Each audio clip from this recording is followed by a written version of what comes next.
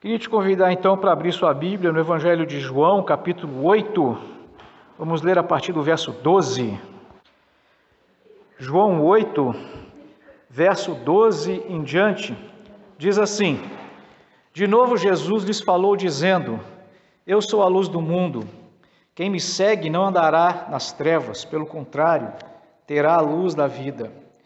Então os fariseus lhe disseram: Você dá testemunho de si mesmo. O testemunho que você dá não é verdadeiro. Jesus respondeu: Ainda que eu dê testemunho a respeito de mim mesmo, o meu testemunho é verdadeiro, porque sei de onde vim e para onde vou. Mas vocês não sabem de onde venho nem para onde vou. Vocês julgam segundo a carne, eu não julgo ninguém. E, se julgo, o meu juízo é verdadeiro, porque não sou só eu que julgo, mas eu e o Pai que me enviou. Também na lei de vocês está escrito que o testemunho de duas pessoas é verdadeiro. Eu dou testemunho de mim mesmo, e o Pai que me enviou também dá testemunho de mim. Então eles lhe perguntaram: Onde está o seu Pai? Jesus respondeu: Vocês não conhecem a mim, não conhecem a meu Pai. Se conhecessem a mim, também conheceriam meu Pai. Jesus proferiu essas palavras perto da caixa das ofertas, quando ensinava no templo. Ninguém o prendeu, porque ainda não havia chegado a sua hora. Mais uma vez, Senhor, eu oro a Ti, pedindo a bênção do Senhor. Tu que és a luz do mundo, ilumina o nosso entendimento, para compreendermos as Escrituras. Amém. Jesus segue então aqui, meus irmãos, por 2 capítulos de João, capítulo 7 e capítulo 8, a gente está aqui na mesma circunstância, no mesmo momento que aquela festa dos tabernáculos, né? E nós percebemos aqui que Jesus faz duas referências a Ele, que nós muitas vezes repetimos isso e não paramos para pensar em alguns detalhes, em alguns pormenores, né? É no Evangelho de João que Jesus fala 7 vezes: eu sou. Ele vai falar: eu sou a água, aliás, eu sou o pão da vida, e depois ele fala, agora como nós lemos, versículo 12, eu sou a luz do mundo. Mas antes, em que sentido, então, Jesus é a luz do mundo?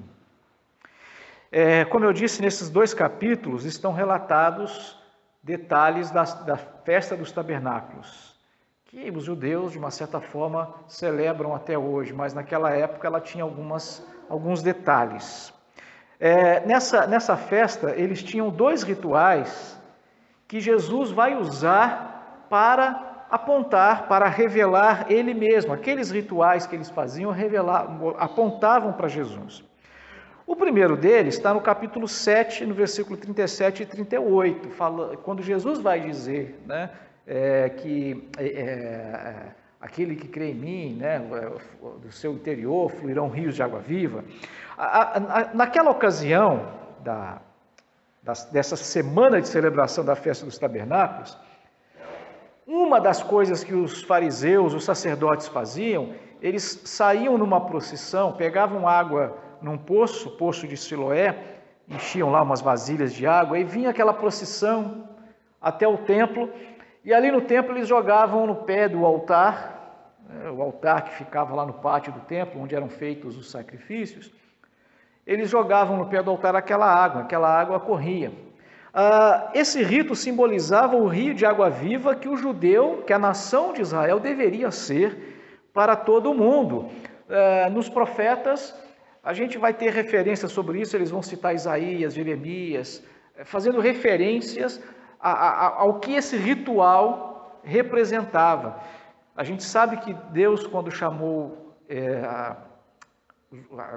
quando Deus, digamos assim, né, criou a nação de Israel, Ele fez isso para que Israel fosse luz para todas as nações, para que todos os povos do mundo viessem até Israel e conhecessem o Deus verdadeiro ao qual os judeus serviam.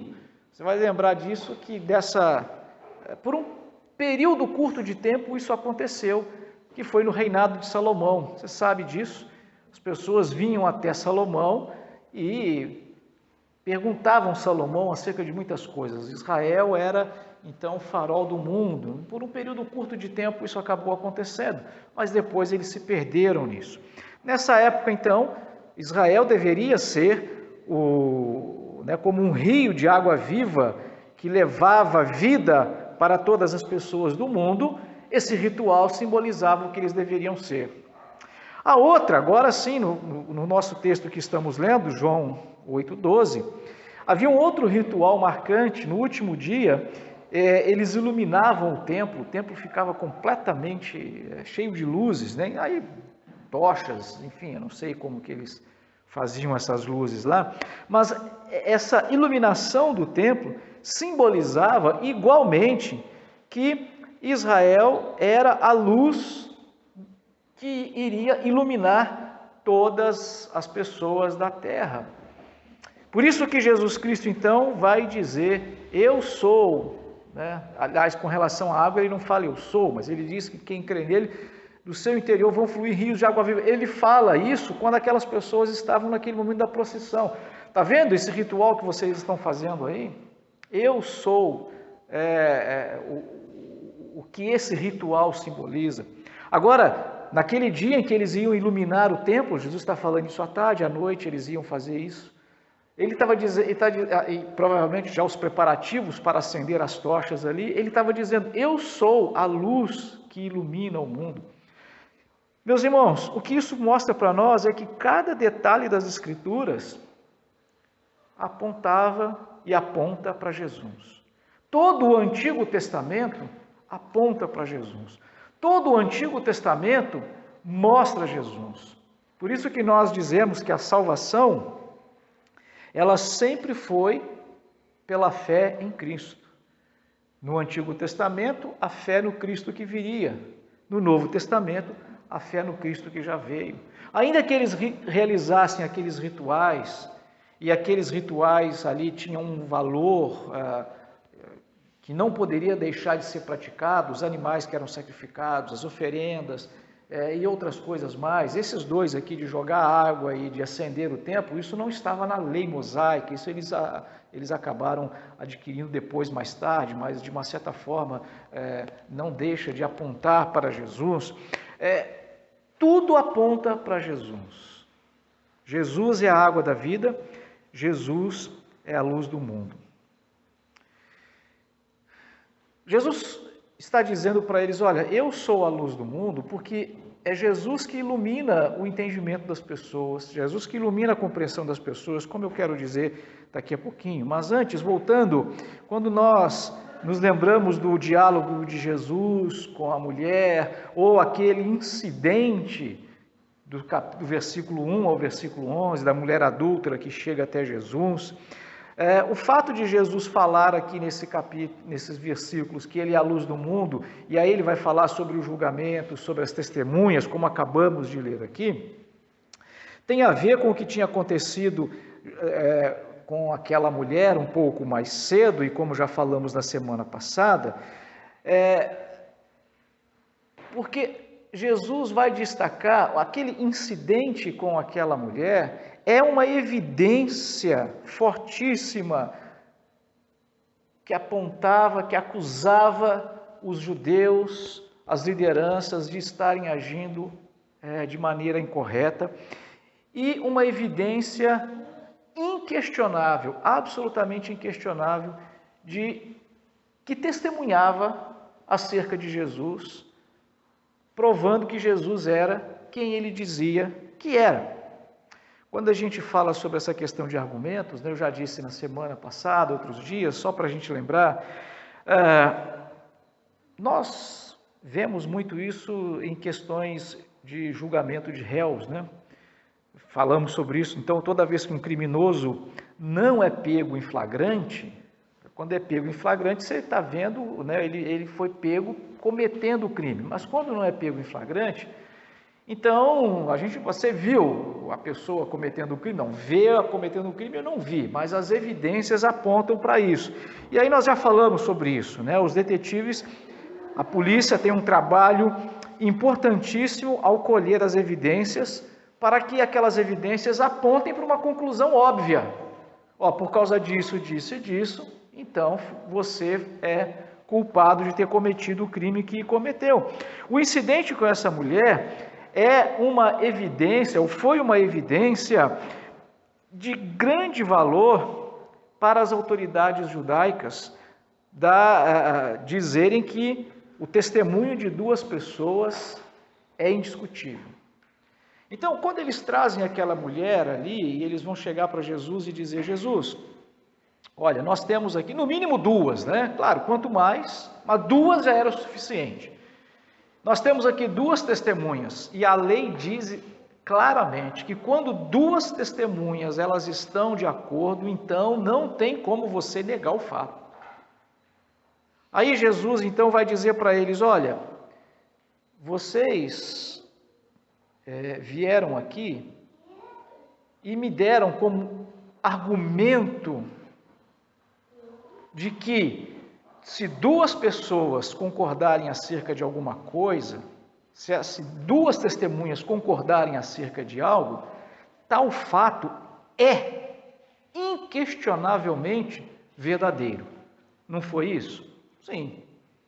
Então agora eu tenho duas testemunhas para mostrar para vocês que eu sou o Cristo.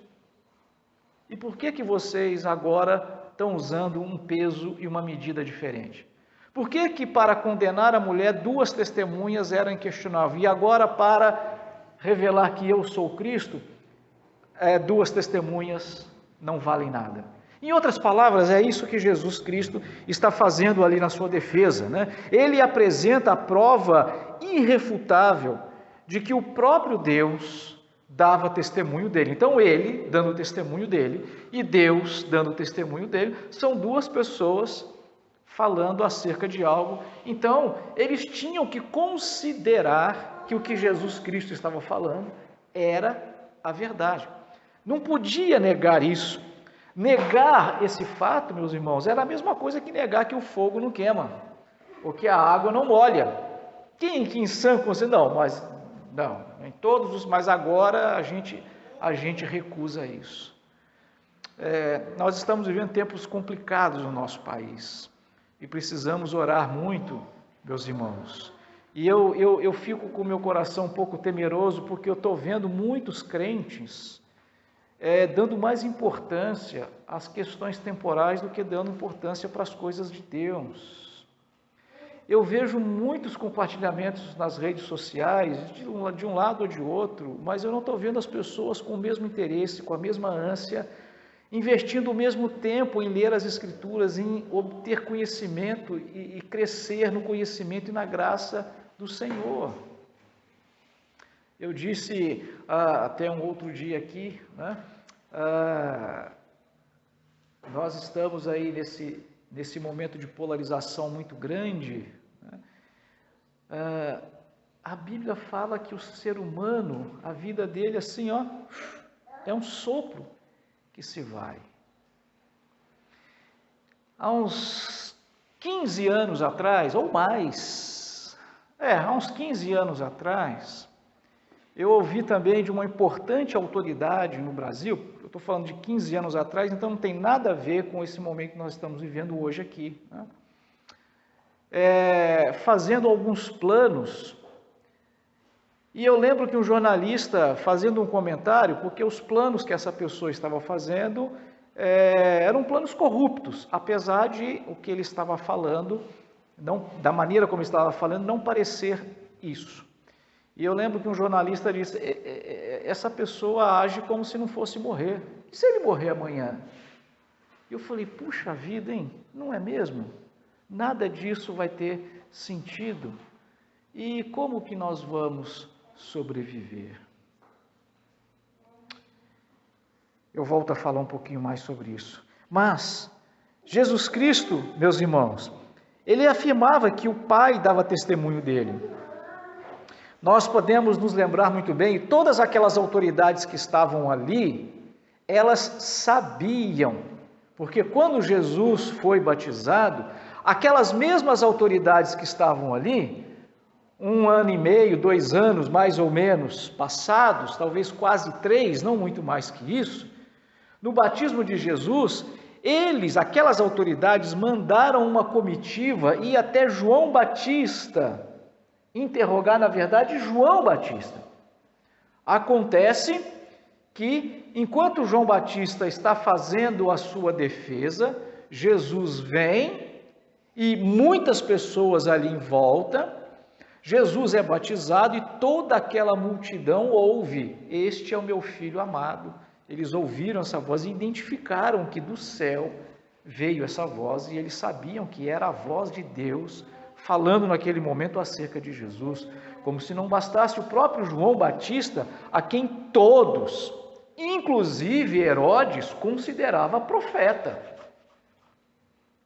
Então eles tinham esse respeito, essa consideração por João Batista. Um profeta falou, um profeta como Isaías, como Jeremias, como Daniel, um profeta falou: Deus, o Pai, disse que esse aqui é o Filho amado. Então eles não podiam negar esta evidência.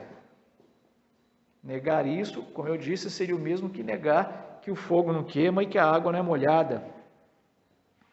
Mas também, meus irmãos, os apóstolos Pedro, João e Tiago ouviram isso, quando também Deus fala para eles. Mas as Escrituras todas apontavam para Jesus. E os próprios outros rituais que eles adicionaram, como esse da água, como esse da luz, apontava para Jesus. As autoridades, então, elas vão questionar Jesus ali naquela hora, né? Elas estão questionando Jesus: cadê essa segunda testemunha? Das duas, uma. Ou, como o texto vai dizer, eles não conheciam a Deus, por isso eles não tinham ouvido a voz de Deus, não ouvido o som, mas não dado ouvidos à voz de Deus. Ouviram, mas deram de ombros. Ouviram, mas fingiram que não ouviram. Ou isso aconteceu, ou de fato eles não ouviram nada. De fato eles não sabiam de nada. Não, não estou conseguindo entender. Onde você está vendo aqui? Eu não estou conseguindo enxergar isso aqui na Bíblia. Eles poderiam alegar alguma dessas duas situações. Isso, mais uma vez, só comprova o que de fato era verdade. Eles não conheciam o Pai. Eles não tinham intimidade com Deus. É como hoje, meus irmãos, muitas pessoas frequentam a igreja, mas elas não são de fato nascidas de novo. Sabe uma coisa que eu estava pensando a respeito desse Covid? Você sabe que eu fiquei muito profundamente irritado, né, de uma certa forma, com essa proibição de ter que fechar as portas de tudo. Né? Os especialistas já estão dizendo que em alguns casos isso teria que ser feito, outros não. Enfim, agora está vindo um monte de gente falando um monte de coisa e há muita confusão, e enfim. Mas nós obedecemos às autoridades dentro daquilo que é possível. Enfim, vocês estão vendo isso, até para que não tenham que apontar alguma coisa contra nós como desobediência civil, né? Nós não estamos praticando isso. Mesmo esse momento aqui aberto, isso já está. Na verdade, as autoridades nunca decretaram, nem o governador do estado, nem o prefeito da cidade, eles nunca decretaram que não deveria ter culto. Eles aconselharam, eles sugeriram: não tenham cultos, não tenham missas. Mas baixar um decreto, está proibido, não. A única coisa que teve foi um juiz que decretou, um juiz, eu não sei de onde, que decretou que não deveria ter, e se tivesse era uma multa de 10 mil. Mas essa liminar desse juiz foi cassada, eu me lembro bem, numa quinta-feira. Então, o fato de reunir aqui, nós não cometemos nenhuma desobediência civil, mas mesmo assim a gente limitou e tal, fez tudo isso para não sermos taxados de desobedientes nesse sentido. Mas, meus irmãos, nós devemos obedecer a Deus, devemos obedecer ao Pai, devemos, quando conhecemos de verdade aquele a quem nós servimos, quando nós conhecemos de fato, nós sabemos a quem amamos e corremos todos os riscos necessários, quando nós estamos apaixonados, né? Todos aqui, de uma certa forma, os maiores, os adultos aqui, né? Correm todos os riscos, fazem, às vezes, as coisas mais ilegais, entre aspas, para ter aquele momento com a pessoa amada. Essa deve ser a nossa atitude para com Deus. Mas, voltemos aqui. Então, se eles de fato tivessem conhecimento, tivessem intimidade com Deus, eles teriam ouvido a voz do Pai através das Escrituras. De fato, meus irmãos, eles conheciam a letra da lei, mas não o espírito da lei, assim como muito crente. Eu imagino, meus irmãos, que se eu posso tirar algumas lições boas desse Covid aí, né, e dessa quarentena, é que ela está servindo para peneirar aqueles que de fato participavam de cultos. E aqui eu não estou generalizando, não, pelo amor de Deus, não quero dizer isso, né? E mesmo os outros irmãos, a quem depois eu enviarei esse áudio aqui, eu não estou generalizando e não estou, ou até não estou particularizando, não estou dizendo você, fulano, agiu errado assim. Não, é claro que não, com toda certeza não. Mas uma coisa, irmãos, que nós tiramos daí, quantos cultos são meros entretenimentos? Quantas pessoas vão para um culto, se reúnem para ir a algum lugar, como quem vai a um cinema, como quem vai a um teatro, como quem vai a um show. E não é essa a nossa motivação. Nós viemos para cultuar e adorar ao Senhor. E de uma certa forma foi uma maneira de Deus colocar um fim, né, nesses, como é que a gente chamaria, né? Show culto, show gospel, sei lá que nome que se poderia dar a isso, né? Somente os verdadeiros adoradores é que de fato não importa a circunstância, não importa se tem luzes piscando, se tem dança, se tem show, se tem, né, parafraseando aquela música muito antiga, solos de guitarra, não interessa. Somente os verdadeiros adoradores é que vão cultuar a Deus nestas circunstâncias tão difíceis. Por outro lado, meus irmãos, apesar da atitude daquelas pessoas que conheciam somente a letra da lei, mas não o espírito da lei, Jesus prova que eles agiam injustamente, recusando a aceitar a lei que eles próprios defenderam com toda a força. Como eu disse no começo, eles usaram o argumento das duas testemunhas para acusar a mulher, era um argumento da lei. Agora, com relação a usar o argumento das testemunhas para acreditar, para passar a acreditar em Jesus, a ter fé em Jesus, para dizer, não, Jesus está falando a verdade.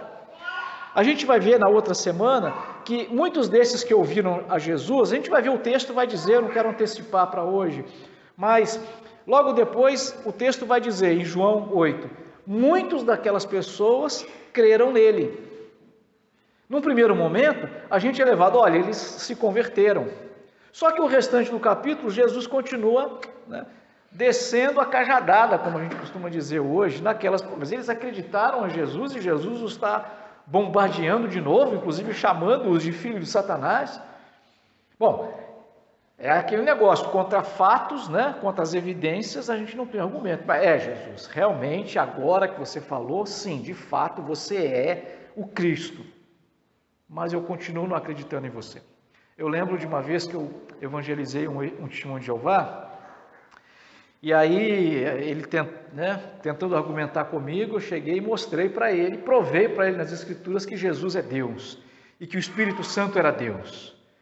E aí, depois que eu dei todas as evidências das Escrituras para ele, que ele leu todos os versículos, ele falou: eu entendi, mas eu vou continuar acreditando como eu acredito. Aí eu desisti, nunca mais voltei a falar com ele, porque não ia perder meu tempo, né? Ele entendeu que ele estava errado, ele entendeu que o ensino dele estava equivocado, o ensino que ele estava aprendendo, mas ele não queria deixar de ser testemunho de Jeová. Então não há mais o que fazer, é o que aconteceu com muitas dessas pessoas. Jesus mostrou para eles isso.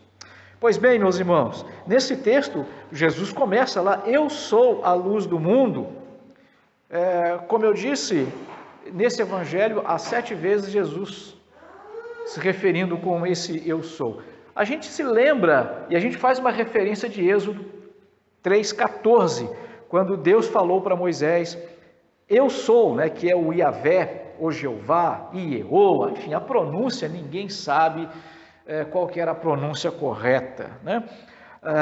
Eu já vi pessoas brigando por causa da pronúncia correta. Não é Jeová, é Iavé, né? É Ieoa. Inclusive tem a música que a gente canta, né? Ieoa.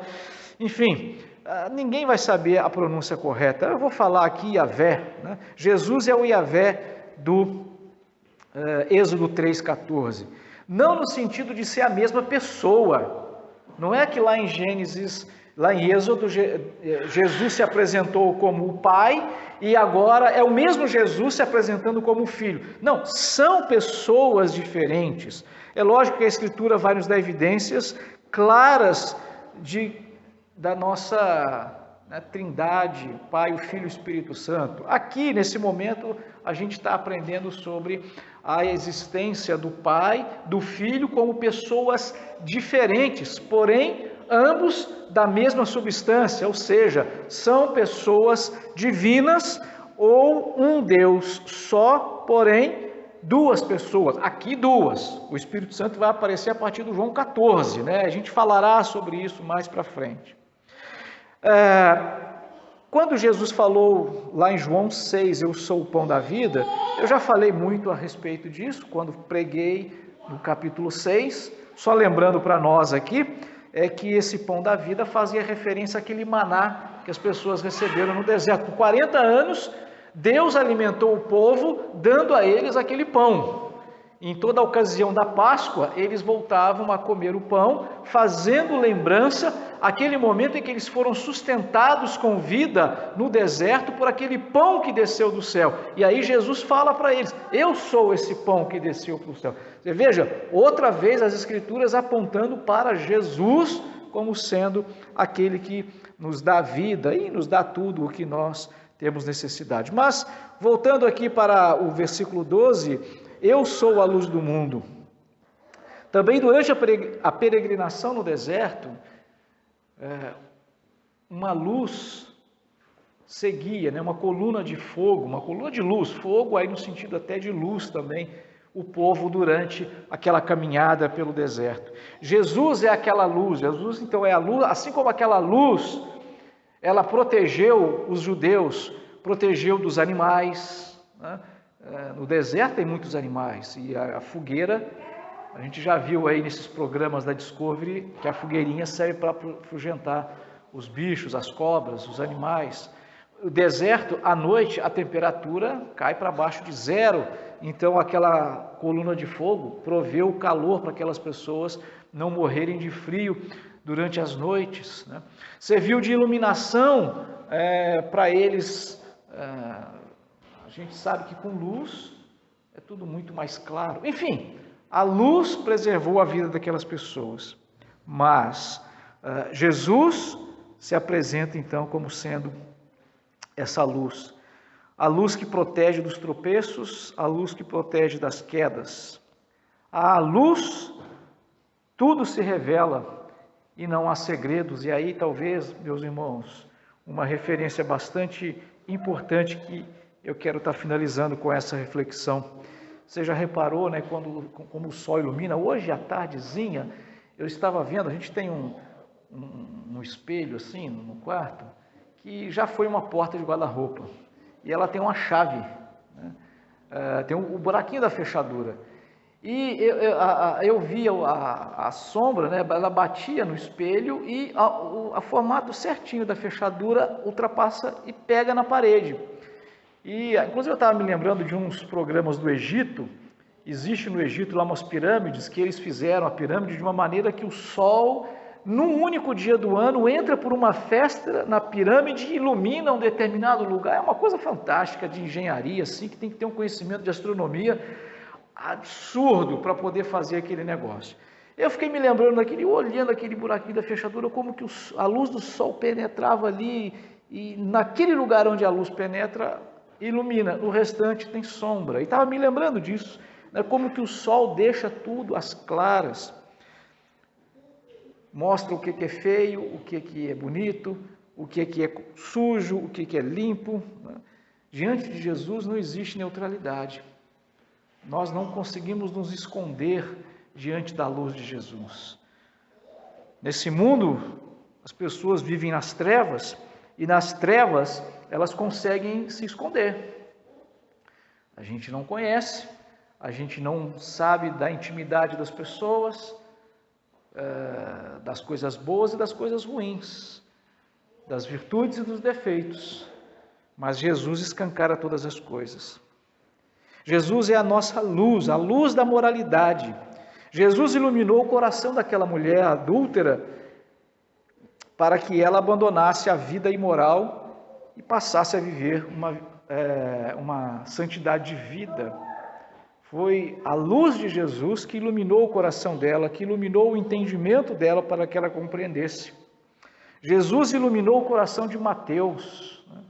E hoje, por que não dizer em tempos de hoje, não é exatamente isso, mas a gente pode forçar um pouquinho e dizer um político corrupto, né? Um político ladrão, que roubava das pessoas.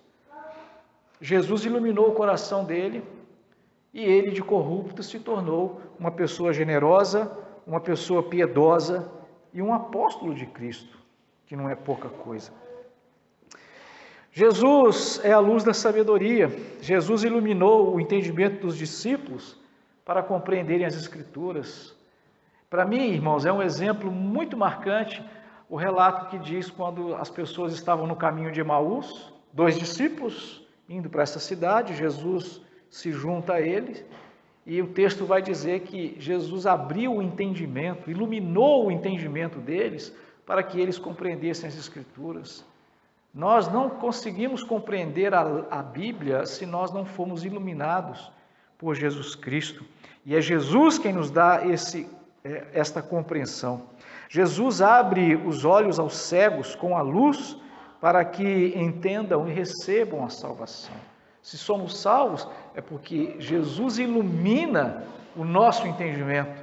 Jesus clareia o nosso entendimento para a gente poder enxergar dentro de nós mesmos o quanto nós somos pecadores, o quanto nós somos falhos, o quanto nós somos dependentes dele. É a luz de Jesus que ilumina tudo isso. É a luz de Jesus que ilumina a nossa mente para não sermos enganados pelas mentiras de Satanás e de seus filhos. Meus irmãos, eu tenho dito sempre isso, né? Não existe meio termo, não existe neutralidade no mundo. Ou as pessoas são filhas de Deus, ou as pessoas são filhas do diabo. E uma das coisas que o diabo faz é mentir. Ele é o pai da mentira. E não só daquela mentirinha que a gente conta, né? Quem comeu o queijo que estava na geladeira? Não fui eu. Aí foi, né? Não é essa só mentirinha de que Satanás é o pai, não. Claro que dessa também. Mas a mentira do engano, do dolo, né? Do fingimento, da distorção da palavra de Deus. Foi assim que Deus disse? Não, é diferente. De tudo isso, Satanás é o pai. E todos os que não são filhos de Deus são filhos do diabo. Não existe geração espontânea nesse sentido. Não existe bastardo nesse sentido. Todo ser humano tem um pai. Ou ele é filho de Deus, ou ele é filho do diabo.